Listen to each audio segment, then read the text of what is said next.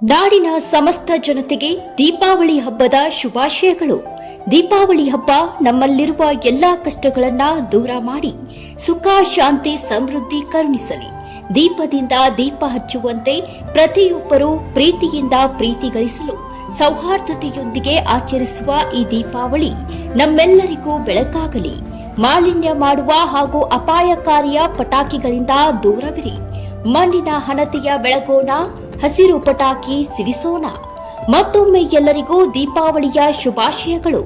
ಶುಭ ಕೋರುವವರು ಸನ್ಮಾನ್ಯ ಶ್ರೀ ಎನ್ಎಸ್ ಬೋಸರಾಜು, ಮಾನ್ಯ ಸಣ್ಣ ನೀರಾವರಿ ಹಾಗೂ ವಿಜ್ಞಾನ ತಂತ್ರಜ್ಞಾನ ಇಲಾಖೆ ಸಚಿವರು, ಕರ್ನಾಟಕ ಸರ್ಕಾರ, ಹಾಗೂ ಶ್ರೀ ರವಿ ಬೋಸರಾಜು, ಹಿಂದುಳಿದ ವರ್ಗಗಳ ನಾಯಕರು, ರಾಜ್ಯ ಕಾಂಗ್ರೆಸ್ ಯುವ ಮುಖಂಡರು, ರಾಯಚೂರು. ಆರ್ಎಸ್ಎಸ್ ಯಾವುದೇ ರಾಜಕೀಯ ಪಕ್ಷವೂ ಅಲ್ಲ. ಅದೊಂದು ದೇಶದ ಏಕತೆ, ಭದ್ರತೆ, ಅಭಿಮಾನ ಮೂಡಿಸುವ ಸಂಸ್ಥೆ ಎಂದು ಶ್ರೀ ಗುರು ರಾಘವೇಂದ್ರ ಸ್ವಾಮಿ ಮಠದ ಪೀಠಾಧಿಪತಿ ಶ್ರೀ ಸುಬುಧೇಂದ್ರ ತೀರ್ಥರು ಹೇಳಿದರು. ಮಠದಲ್ಲಿ ತಮ್ಮನ್ನು ಭೇಟಿಯಾದ ಪತ್ರಕರ್ತರೊಂದಿಗೆ ಮಾತನಾಡಿದ ಅವರು, ದೇಶದ ಸಮಗ್ರತೆ ಹಾಗೂ ಶ್ರೇಷ್ಠತೆ ಮೂಡಿಸುವಂತ ಸಂಸ್ಥೆ. ಅಂತ ಸಂಸ್ಥೆಗೆ ಯಾರು ಹೋಗಬಾರದೆನ್ನುವುದು ಸಂವಿಧಾನಕ್ಕೆ ವಿರುದ್ಧವಾಗುತ್ತದೆ. ಸಂವಿಧಾನ ವ್ಯಕ್ತಿ ಸ್ವಾತಂತ್ರ್ಯ ನೀಡಿದೆ. ಸಂವಿಧಾನ ನಮಗೆ ಪ್ರಮಾಣ. ಹೀಗಾಗಿ ಈ ಭಾವನೆಗಳನ್ನು ಹೊಂದಿರುವವರು ಆ ಸಂಸ್ಥೆಗೆ ಹೋಗುತ್ತಿದ್ದಾರೆ ಎಂದರು. ಆರ್ಎಸ್ಎಸ್ ಪಥಸಂಚಲನದಲ್ಲಿ ಪಾಲ್ಗೊಂಡ ಪಿಡಿಒ ಅವರನ್ನು ಅಮಾನತ್ ಮಾಡಲಾಗಿದೆ. ಭಾಗವಹಿಸಬಾರದೆಂಬ ನಿರ್ಬಂಧ ಇದೆಯಾ ಎಂಬ ಪ್ರಶ್ನೆಗೆ ಅದಕ್ಕೆ ಸರ್ಕಾರ ಸ್ಪಷ್ಟಪಡಿಸಬೇಕು ಎಂದು ಉತ್ತರಿಸಿದರು. ನೋಡಿ, RSS ಅನ್ನುವಂಥದ್ದು ಯಾವುದೇ ಒಂದು ರಾಜಕೀಯ ಪಕ್ಷವೂ ಅಲ್ಲ ಅಥವಾ ದೇಶದ್ರೋಹಿ ಪಕ್ಷವೂ ಅಲ್ಲ.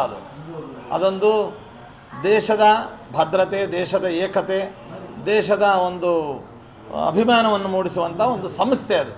ಅಂತಹ ಸಂಸ್ಥೆಯಲ್ಲಿ ಯಾರು ಇಚ್ಛೆಪಡ್ತಾ ಪ್ರತಿಯೊಬ್ಬ ದೇಶದ ಪ್ರತಿ ಪ್ರಜೆಯೂ ಕೂಡ ನಮ್ಮ ದೇಶದ ಶ್ರೇಷ್ಠತೆ, ನಮ್ಮ ದೇಶದ ಸಮಗ್ರತೆಯನ್ನು ಆಶಿಸಬೇಕಾದದ್ದು ಮತ್ತು ಅದಕ್ಕೆ ನಾವು ಹೋರಾಡಬೇಕಾದದ್ದು ನಮ್ಮೆಲ್ಲರ ಕರ್ತವ್ಯ.